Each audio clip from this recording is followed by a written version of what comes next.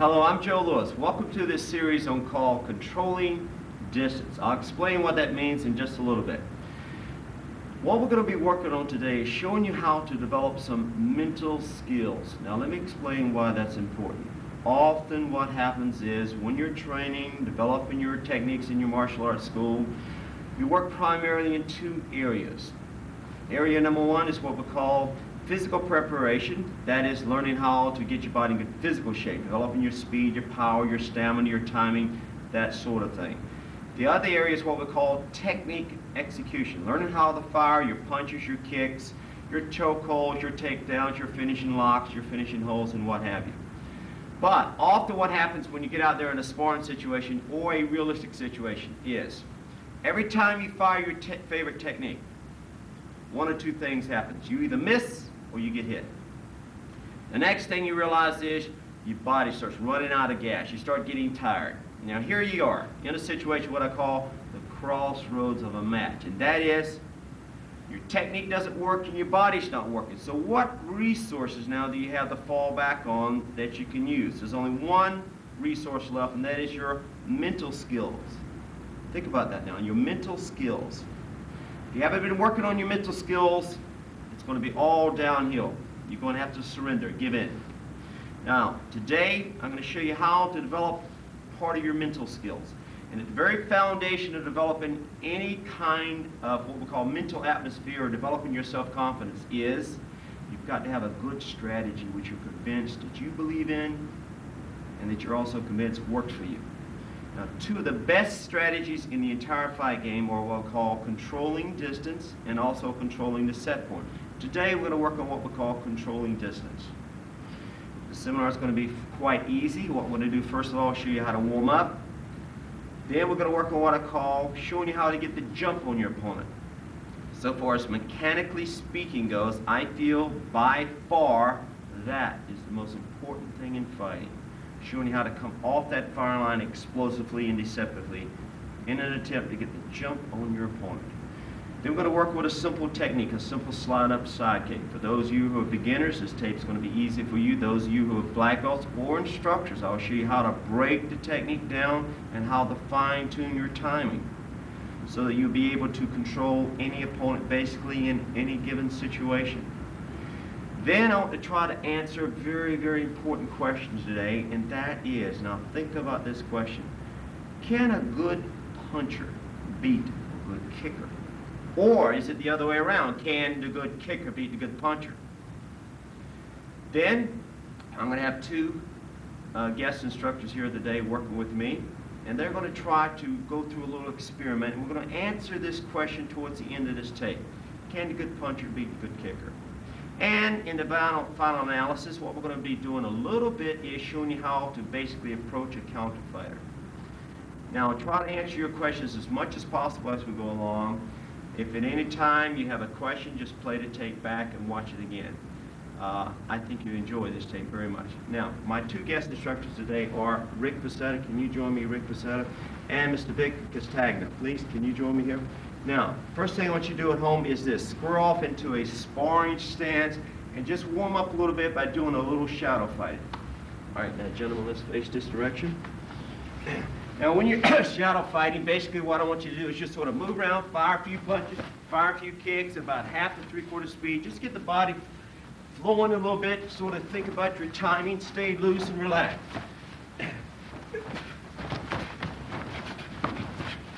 I usually do all my workouts by warming up like this, and then I do my stretching. All right, now watch. I'll have Mr. Facetta square up against me.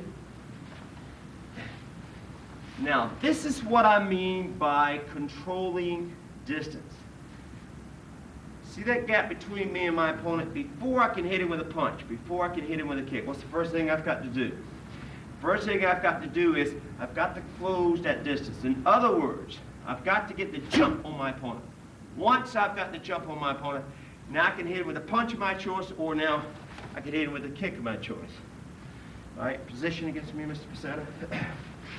Now, first thing we're going to do is show you how to get that jump on your opponent. What I'm going to do is break the kick down, a simple slide-up side kick. This type of kick, a simple slide-up side kick. I'm going to break it down into 3 steps. Step number 1, I'm going to work on, when I say move, seeing how fast you come off that firing line. That's a little imaginary line right down here. We call that the firing line on the critical distance line. A little imaginary mark. Watch my front foot. Come off that firing line with an initial step. Then the second step we're going to work on is seeing how fast you can cock your hip. I'm not interested in how high you fold that knee, just how fast you can cock that hip. And then step number 3, actually releasing the kick itself. Okay, now let me show you exactly what do I mean physically by controlling distance. Okay, Mr. Pacetta, square off against me. Now watch. What I want you to do is fire a real fast slide up side kick and try to make contact against my ribs. You got to move as fast as possible, just like we're in competition. Okay, fire. Back reposition. Right, try it again. Now you got to move real fast. Let's try it one more time. Now you got to move super quick, super quick. Whoop, whoop, whoop, whoop. Go back. Now notice I did not block the kick. Also notice that he was missing. So in effect, what I was doing is using distance to make him miss. Now watch this. This is very important. Stick your side kick out here like you just fired a side kick and just hold it in slow motion. Okay, now watch. This is the key that we're going to be working on today. Whenever someone fires a kick at you, notice when Rick was firing at me, I was always just a little bit beyond his foot or just inside of his knee. This is the trap. Do not get caught between the knee and the foot. Now this is true if someone is firing a low kick or if they're firing a high kick. Those are 2 types of kicks. Or if someone is firing a straight leg kick or a curved line kick. That's 4 types of kicks now. Or if somebody could be kicking with the front leg, like Mr. Pacetta was, or they could be kicking with the rear leg. That's 6 types. Basically, there's only 6 types of kicks. I know some styles claim to have over 150 different types of kicks, but in effect, that's all you've got to think about. Whenever someone fires a kick at me, all I'm going to do is get my body just a little outside of that foot, or I'm going to get my body, poof, just inside the knee a little bit. Now stick your hand out here like you just fired a punch. Now notice when someone is firing a punch, the trap is between the fist and the elbow. This is a danger zone. Do not get caught in this trap. You always want to be just a little bit beyond the fist. So for example, if he's firing this punch, here comes the punch in slow motion, what I'm going to do is rock the body, get just beyond the fist, or just as I sense he's just about ready to squeeze that trigger to fire the punch, here comes the punch. I'll step inside and jam it. Some people call this crowding it or snuffing it. So this gives you an idea what I mean physically by controlling distance. So in effect, if I'm finding someone who's a real good kicker, I'm not going to stand on the kicking line to spar them. I'm going to play just a little bit beyond the foot, or I'm going to stay inside their knee, hopefully where they have a weakness in their defense. If I'm fighting somebody who's a good sumo wrestler, I'm not going to fight him at this distance. They're here, they have the advantage. I would stay out here where I could kick their legs or pluck them in the eyes. Now, if someone's a really good boxer, someone like a champion boxer, I'm not going to stand on a punching zone and fight him at this range. I'm going to stand out here where I can kick him, see I'm controlling distance against him, or if I do want to punch him, I'm going to make sure I come in at about 3 inches off the ground.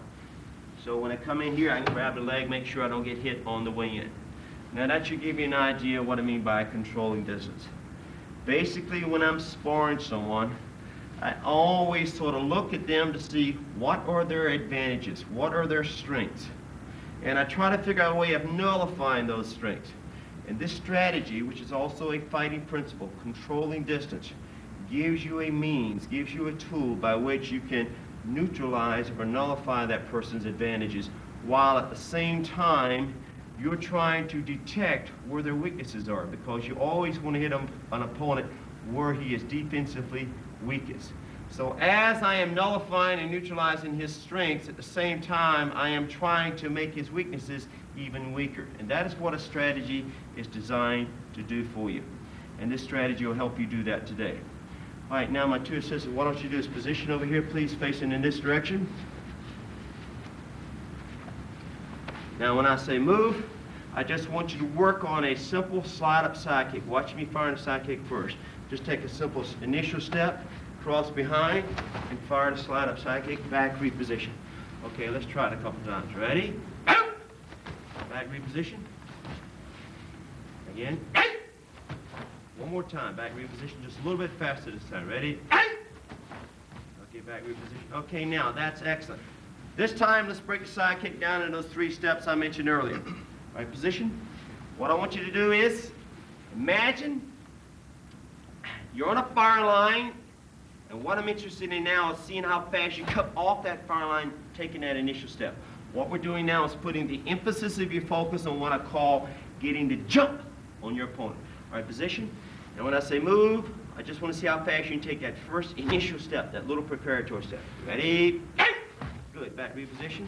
Try not to cover a great deal of distance. I've never seen a man in my life who's mastered being able to penetrate more than 2 feet away.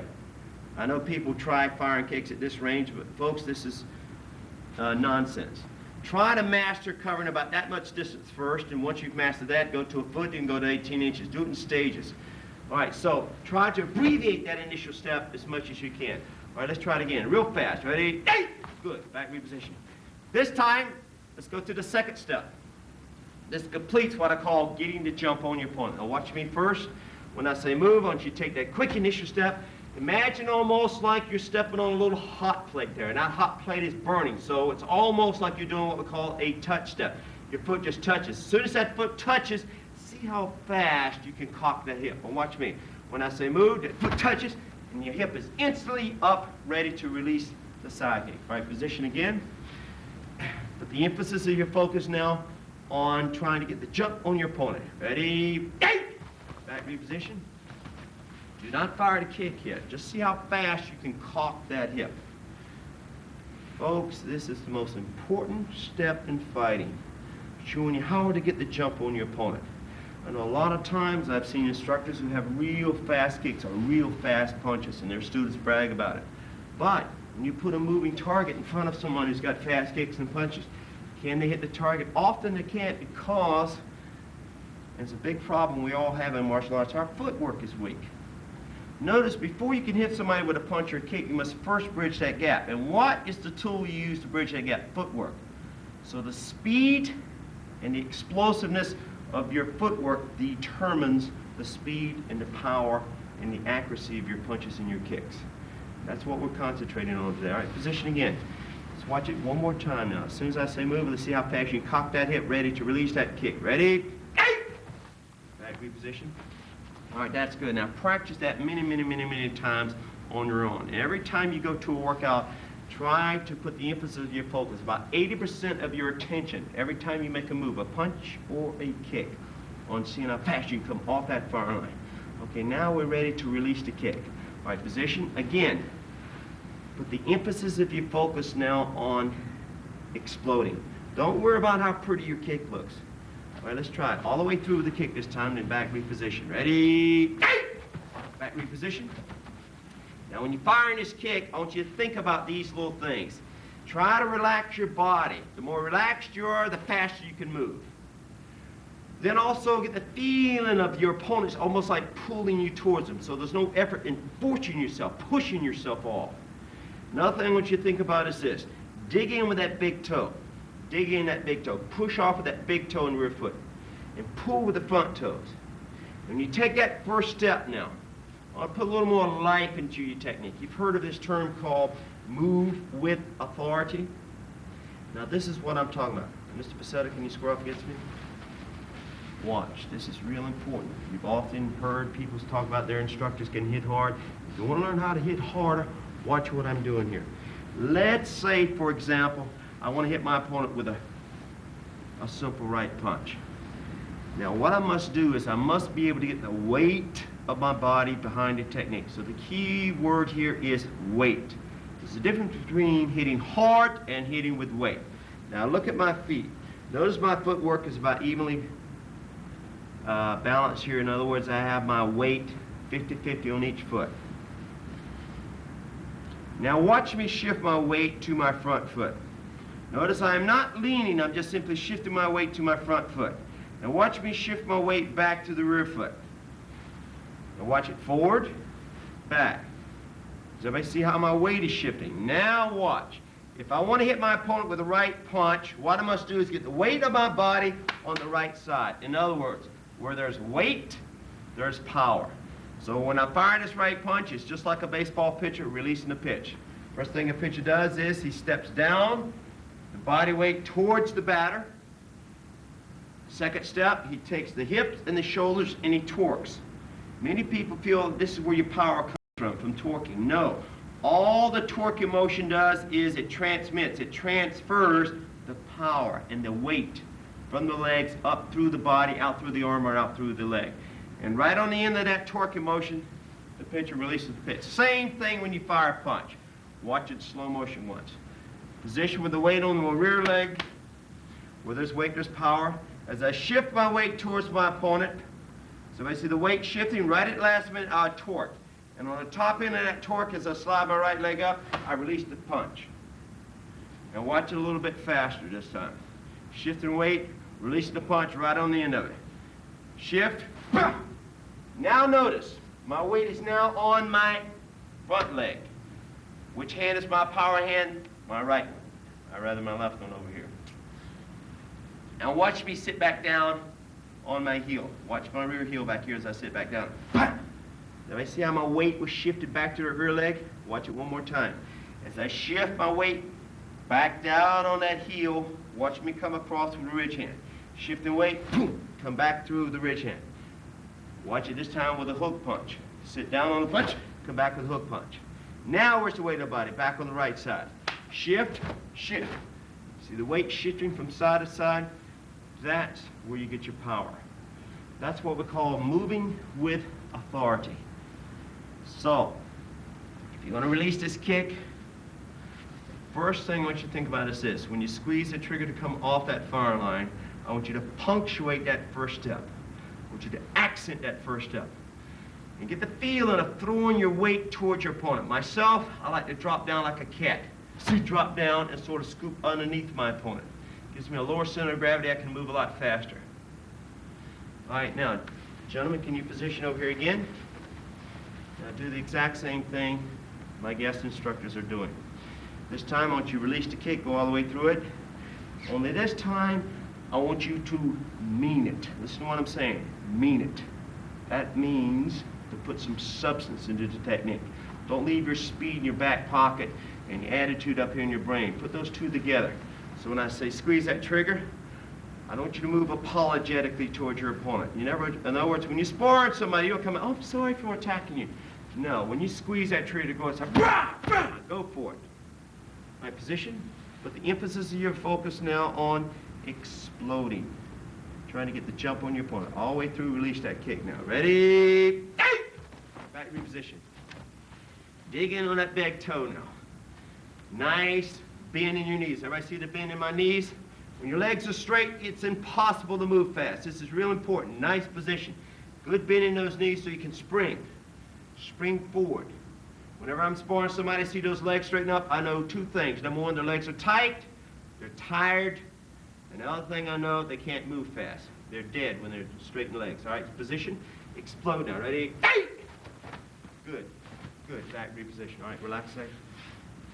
Now that you've worked on getting your offensive footwork down, learning how to gain distance against your opponent, learning how to take that distance away from someone, now let's work on maintaining. Our position against me, Mr.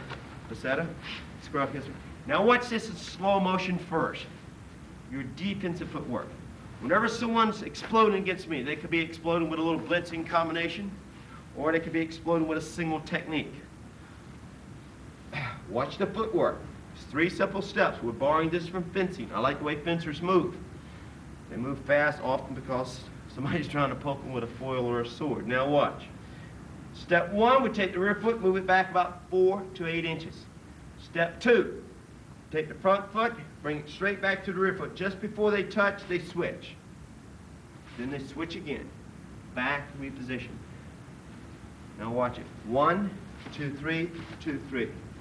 All right, let me have my two partners positioned up here. Now let's move it forward just a little bit so we can do the defensive forward. Now, if you're doing this in a class situation or in tight quarters, always check your spatial awareness. In other words, look behind you, make sure you're not going to run someone over. All right, position. Let's do it slowly with me now. Take the rear foot, step back about 48 inches. Let's do it again, reposition. Rear foot, move it back about 48 inches. Notice what we're doing now in the initial move, because some styles believe you move your front leg first. No, when you move the front leg first, the body doesn't move. But you move the rear foot first, the body does move. Your opponent's not trying to hit your foot, he's after the target. The target is your body. So you always want that body moving the same time your foot does. All right, reposition. Let's try it again. Step one, move the foot back, move. Step two, slow motion. Bring the front leg straight back to the rear foot and let them switch. Let them switch again. Back, reposition. Let's try it one more time. Position. All right, on my count. 1, 2, 3, 2, 3. Back, reposition. Now this time, let's do it all the way back about half speed. All right, position. All right, ready? Move all the way back on your own. Back, reposition. All right, this time a little bit faster, all the way back on your own on my command. Ready? Go! Back, reposition. This time, let's see how fast you can explode back. Ready? Go! Now hold it right there. Notice you might sound a little tight. Now watch me. If you're moving like this, you're tight. What happens when you're tight? You can't move fast. Also, your opponent can see you coming. What happens to your endurance and your stamina? You're going to run out of gas fast. Now watch the difference. Now I weigh over 200 pounds. Now just try to listen to me with your eyes and ears. Watch me move across the floor. Ready? See how light I'm moving? All right, let's try it again. Position. See how lightly and effortlessly you can move. Explode now. Ready? See what happens? Often we put the speed in the back pocket. Let that speed participate in the move. Let's try it again. Back reposition. All right, explode back now. Ready? Good, good, good. Okay, now watch. Let's put the two together. Mr. Pizzetta, square off against me. Now watch all my partners to do this exercise. Now, throughout the rest of this seminar, what we're going to be doing is working with a partner. It's very important. You can't learn how to defend yourself working against a mirror or heavy bags. You must put a realistic target in front of you and work in relationship to that opponent. Now, each time you do these drills, I want you to go through these steps. When you position, I want you to get 3 things. Number 1, the distance between the two of you. Step number 2, I want you to take a deep breath and relax. Step number 3, I want you to get centered. What I mean by centered is I want you to pay close attention to your opponent. Watch him like a hawk. All right, position against me. All right, relax, get centered. Now I want you to do a slide up side kick against me. You working on your offensive footwork. I'm going to be working on my defensive footwork. Then we're going to reposition down there, and then I'm going to come back against you. Back and forth. I used to do this all the time just before I sparred somebody in competition. I'd square off against them. I let somebody explode against me, then I let them explode back against me. And what that would do is get my mind off myself. Help me to get externally focused. All right, square off against me. Watch the exercise closer. You fire and side kick at me first. Go. All right, position. Now my turn to come back. Ready? Go. All right, reposition. Take your time now. Get relaxed. Get centered. He's coming back at me. All right, now let me let my 2 partners try it at once. All right, position against each other. All right, let's position down here. Okay, Rick, you're firing it big first. When you see him coming, you work on your defensive footwork. You're working on your offensive footwork. When in back reposition, take your time, come back. All right, let's try it a couple times. All right, go. Reposition down there. Now he's coming back at you. Go for it. A couple more times. Keep going back and forth. Notice they're taking their time getting set, getting centered before they fire the kick. Keep going. Good. All right, now let's pause there for a second. Now, once you've worked this drill back and forth, you've gotten relaxed, you've got your footwork down, both offensively and defensively. Now, let's break this kick down into stages. Square off against you, Mr. Pizzetta. Right? Now, watch. When you break the kick down, this could be any kick in the fight game. Step number 1, what we're going to work on is what I call getting the jump on your opponent. In order to control distance, all these drills, keep in mind, are distancing drills. I must first be able to see how fast I can come off the firing line. Now watch. I want you not to imagine there's a rope tied between us. And that rope's pulled tight. Now what I'm going to do is I'm going to try to move towards you and put a big dip in that rope as I'm moving you against you to cock the kick. Okay? And what you're going to do is you're going to try to move away from me and keep the rope tight. So in other words, no kicking in this drill. What I'm going to do is take an initial step and see how fast I can cock this hip. Now, the instant I cock this hip, you and I will make a visual measurement with our eye to see if I'm in control of distance or if you're in control of distance. Keep this in mind. There's no such thing as two people being in control of distance at the same time. Now, this distance here, obviously, I could hit you with a kick. So we would assume that I'm in control of distance. In other words, I gain distance on you. Now, just choke back just a little bit. Just out of range of the kick, just a little bit more. Now notice, at this distance here, you're in control because from here, I would miss you, therefore I fail to gain distance. Right, back reposition. Now, the instant you see me coming, explode back. You try to keep the rope tight. In other words, you're going to try to maintain distance. I'm going to try to put a dip in that rope. In other words, I'm going to try to gain it. Take it away from me. Okay? All right, as soon as you see me coming, explode back. Ready? All right, notice there, folks, I was able probably to get the jump on him, right? Would you agree with it? All right, back reposition. All right, now it's your turn to try to get the jump on me. Keep in mind, no kicking in this drill. All right? It's a pretty good move. Back reposition. Now, do you understand the drill? Now, let my two partners try this drill a couple of times. Square off against each other, please. Let's position down here. I like Vic. I like you to try to get the jump on Rick first. All right, notice the distance between them.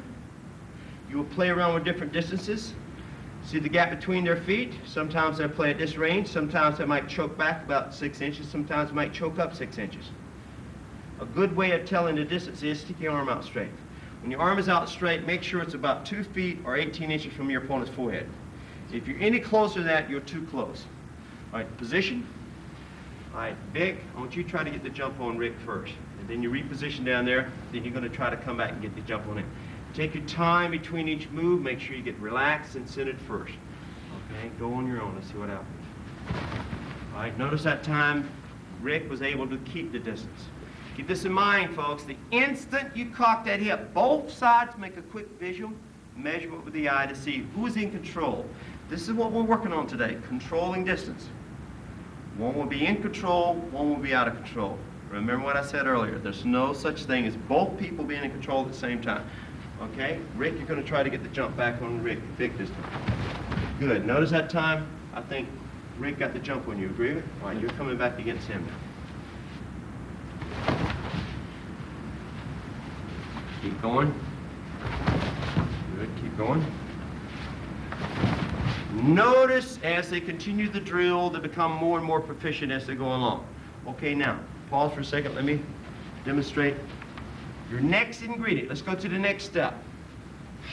Now, when I do these seminars, what I try to do is put everything into what we call a set phase. Okay, now in this particular phase, what we're doing is breaking the side kick down into stages. Now we did the relationship drill, now we did the initial step drill.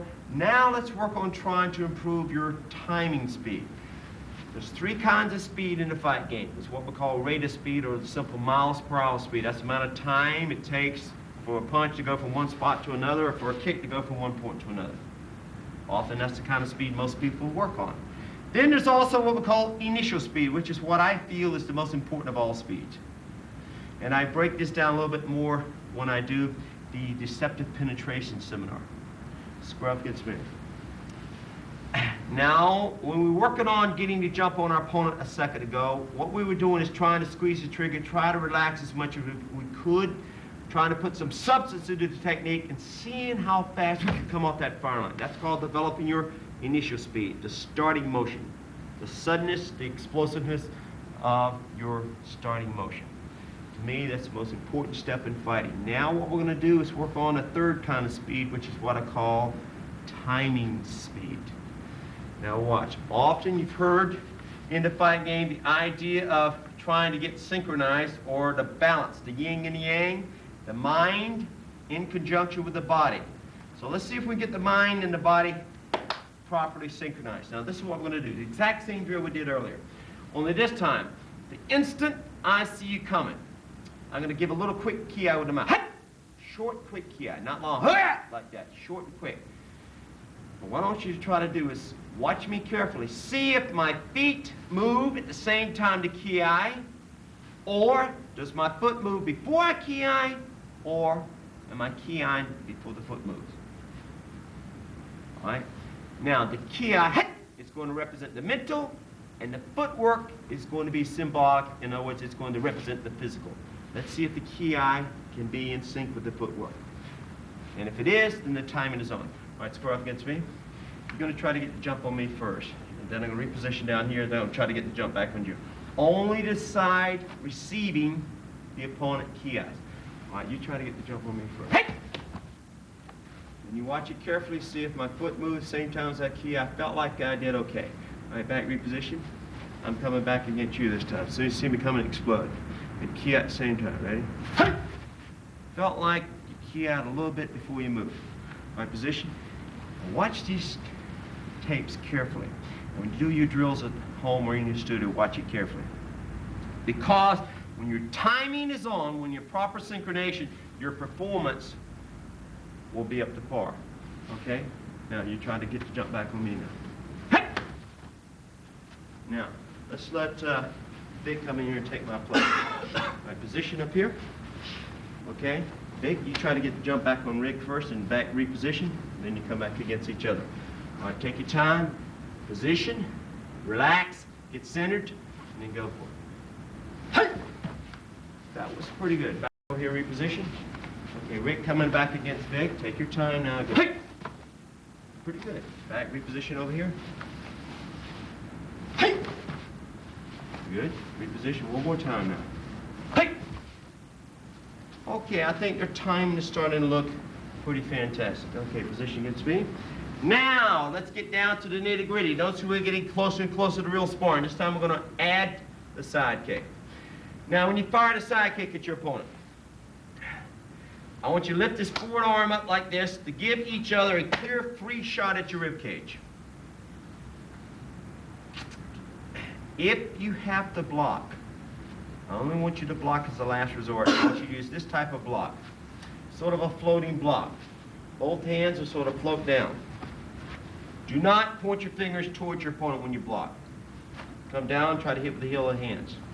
See, my idea about using your hands when you're fighting is basically on thinking about two things.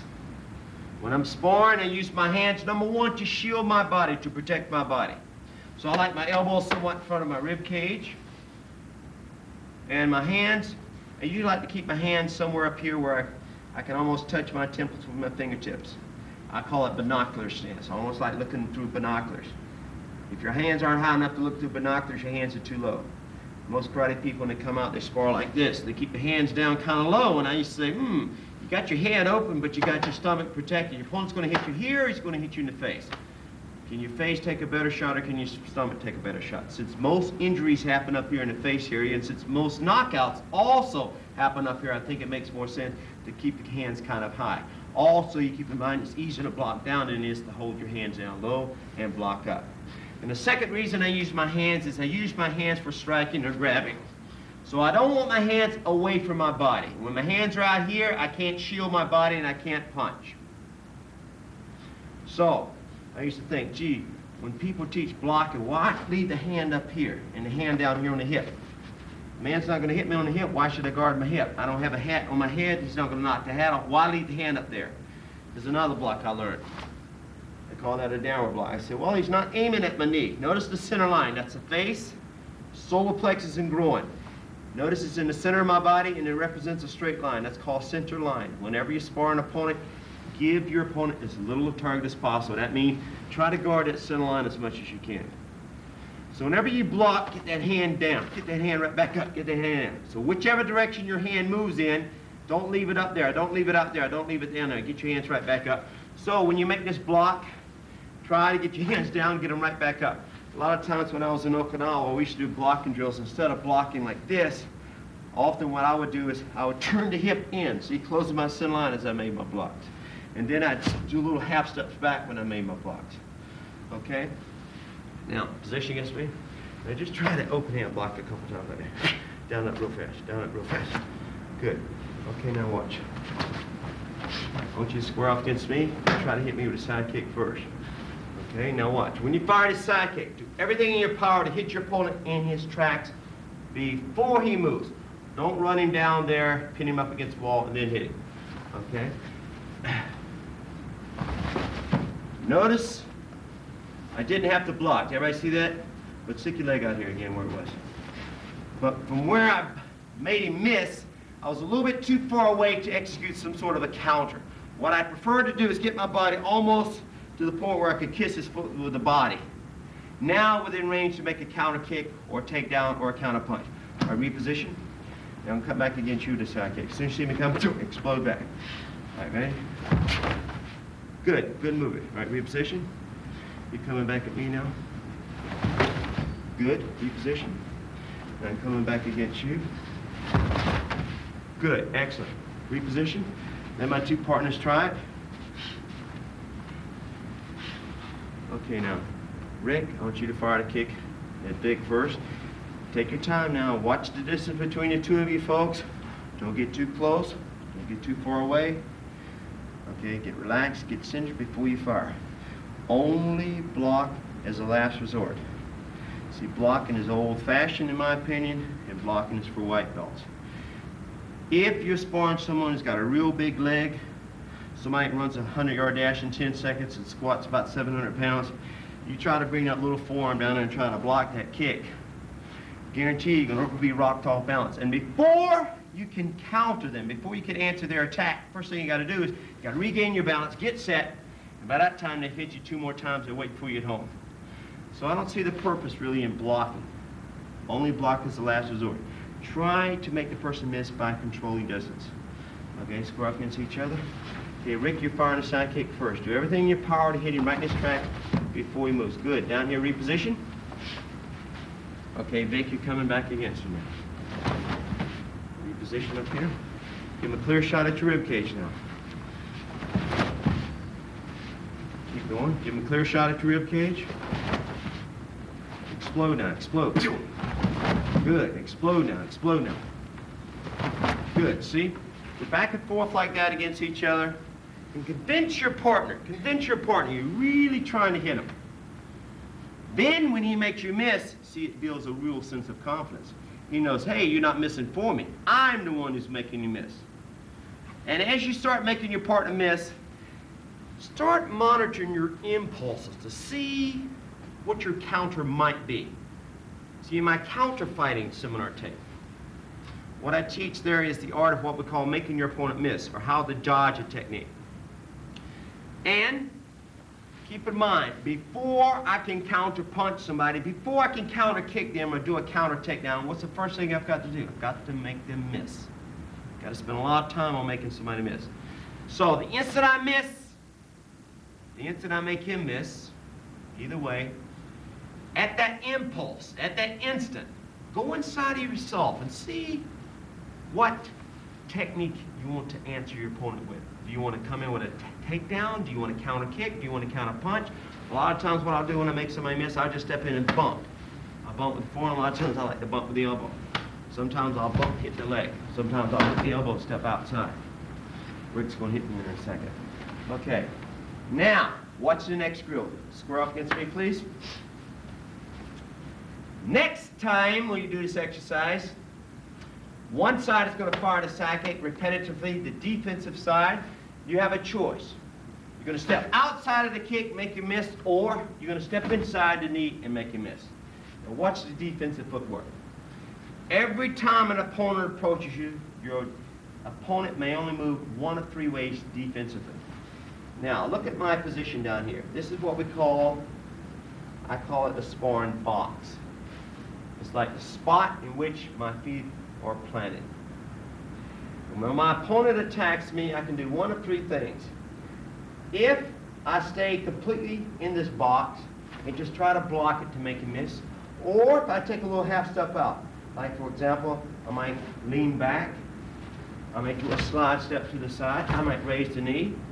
I've seen some people duck high kicks. If I keep one foot in the box, or if I keep both feet in the box, this type of defensive footwork is what we call a blocker. Now, a second type of defensive footwork is when your opponent attacks you. If I completely disengage from this box, as such, this is called a runner. Now, there's a third type. Rick, I'm sure in your style you're used to this. The instant your opponent squeezes that trigger to attack you, instead of holding your ground and blocking the counter or disengaging, you might take a little half step forward, crowd your technique. This is called jamming. Now watch this, position against me. Now I want you to put about 5 feet between us, all right? Does everybody see the distance? Now let's just work on our jamming footwork just a little bit. Now when you jam, if you're going to counter off the rear hand or the rear side, you want to point that rear knee and that rear toe straight towards your opponent. If I'm going to counter off the front side, the front hand, watch your rear foot. I'm going to step and point that front toe straight towards my opponent. My position against me, Rick, right where you're at. The instant I say move, I want you to work on your jamming footwork. So, the instant I say move, I want you to take a quick, explosive half step forward and simulate countering with either side. Right position. Right. Out! Hold it. Now, which hand you counter with? Notice both Rick and I were choosing rear hand there. He's pointing his rear knee and rear toe pretty much straight towards me. Did everybody see that closely? Back reposition. Only a quick, explosive half step forward. When you do this drill, don't make any body contact. Let's try it again. Position. Ready? Eight! Now notice that time we're both countering off the front side. I'm trying to point my toe towards him. Now when you come around with a hook, you move it, your toe will pivot somewhat. Right, reposition. Okay, now let me have my two partners out here. Position against each other, 5 feet between you. Notice the distance, good 5 feet. No body contact. The instant I say move, do a quick explosive half step forward, simulating a jamming technique. Ready? Out! Back reposition. Let's try it again. Good 5 feet between you. Ready? Out! Hold it, see. Both countering off the front leg. Got that front knee, front toe pointing straight at each other. Does everybody see this? Back reposition. What I'm trying to do is make sure you don't jam like a football player. So you don't come in at somebody like this. Watch mine. You don't be jamming something like that. All tighten up. See, the purpose in making someone miss is to create an opening for a counter. If you're jamming someone in this fashion, it is very difficult for you to answer that attack. Keep your hands up here free to execute some sort of a counter punch or a counter grab if you're doing a takedown, or bump your opponent. A lot of times when I bump my opponent, I'll bump, take a half step back, and then kick or punch. A lot of times I'll bump a half step to the side. Sometimes when I bump, I'll half step one direction, then I half step out the opposite direction, open him up, and then counter. Some styles don't let you bump, but it's a good technique for full contact, those of you who are full contact fighters, and in any kind of a realistic altercation, what we call street fights. Excellent, excellent movements, especially against somebody who's a little bigger than you are. Now, position against each other, please, in a sparring stance. This time, one side, I want you to fire the kick. Opposite side, I want you to work on the defensive footwork. The instant you see that kick coming, I want you to do everything in your power to make you miss. So you got two choices. You can disengage and make you miss by running, or you take it a quick little half step forward and jam it. So the instant you see that kick coming, get your body, which is the target, just outside of the foot or just inside the knee. Just as I did at the very beginning of the seminar, remember? And over here, what I want you to work on is gaining distance. I want you to do everything in your power to catch your opponent between the knee and the foot. Got me? I want you to hit him in his tracks. Those two tracks there. See the spot where his 2 feet are? Hit him before he jams you, hit him before he disengages. So you don't care what he does. You want to hold your ground, block, try it. You want to disengage, go for it. You want to try to jam him, go for it. Because you know he's not going to have a chance. All right, square up against him each. All right, let's come up this way just a little bit more. Position. Okay, now, Don't let him know when you're coming to kick. Don't let him know how you're going to make him miss. You do all the kicking now. Let's try it. So, back reposition. Let's try it again. Good. Back reposition.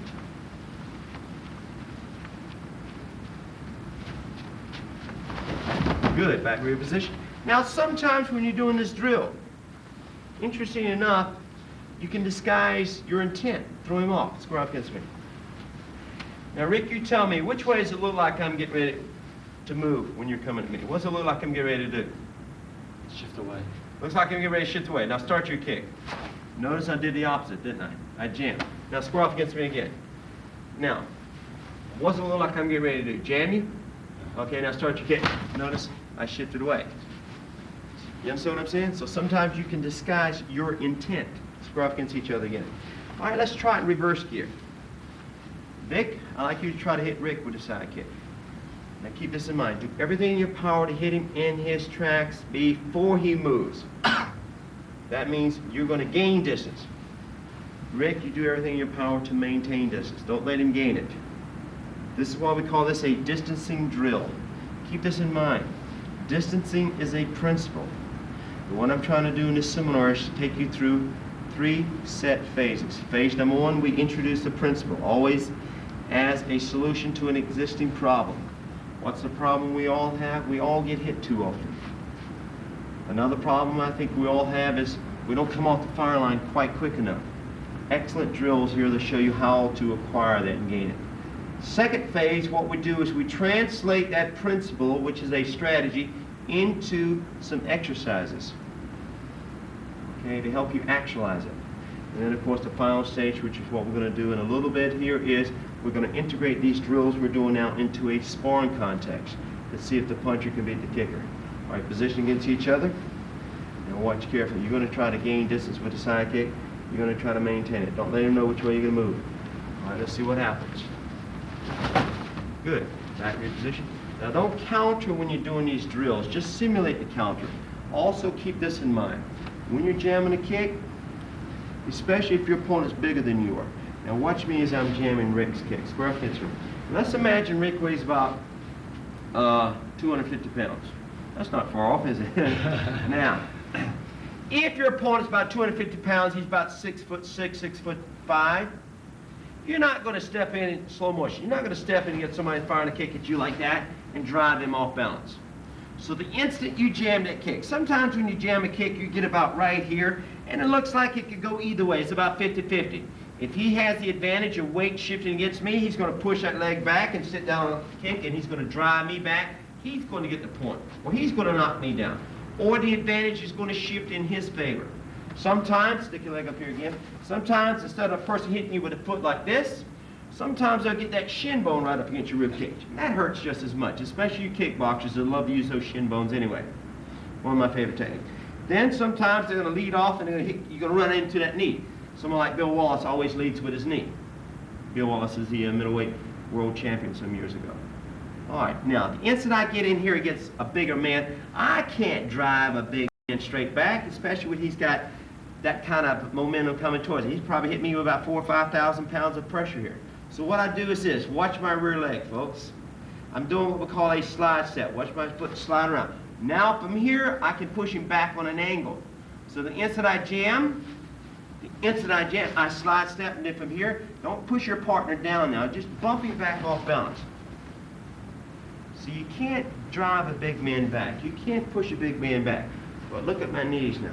What you can do is straighten his knees out and get his weight back on his heels. When a man's weight's on his heels, when his knees are straight, he is helpless. He will hesitate. The instant he hesitates, your advantage, use it. Okay? So, square up. Big come up here. So the instant you jam that kick, don't stop, because that's a way of apologizing. I'm sorry to be jamming your kick. So as soon as you step in here, try bumping a little bit. Bump with the forehand. A lot of times, I try to hit both wrists. Sometimes when I bump, sometimes, like in Tai Chi coming in this way, I'll drop down, I'll bump with my wrist as such, or I'll bump with the forearm, got me? So as soon as you jam that kick, don't just stop. Bump him off balance a little bit. Now he might get you that kick, but if you don't push him off balance, what's going to happen is the momentum's going to shift in his favor. He's going, I almost got it. This time I got to really lay into it. But if you drive him off balance, he's going to go, oh, I won't try that kick again. See, you don't want his momentum to build. You want to take it away from him. Got that? Right, position against each other again. Okay. This side's doing the kicking. He's kicking. Don't let him know which way you're going to move. You're going to either jam it or step out of range. Do everything in your power to hit him right in his tracks before he moves. Let's try it again.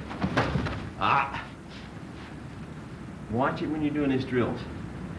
See, you were thinking about what you're going to do rather than watching your opponent. That throws your timing off. Am I right? Is everybody understanding? This is a very important point out. Very important point here. I'm glad you did this. Square up against me. Now watch. Focusing is very important. It's something that's hard to do.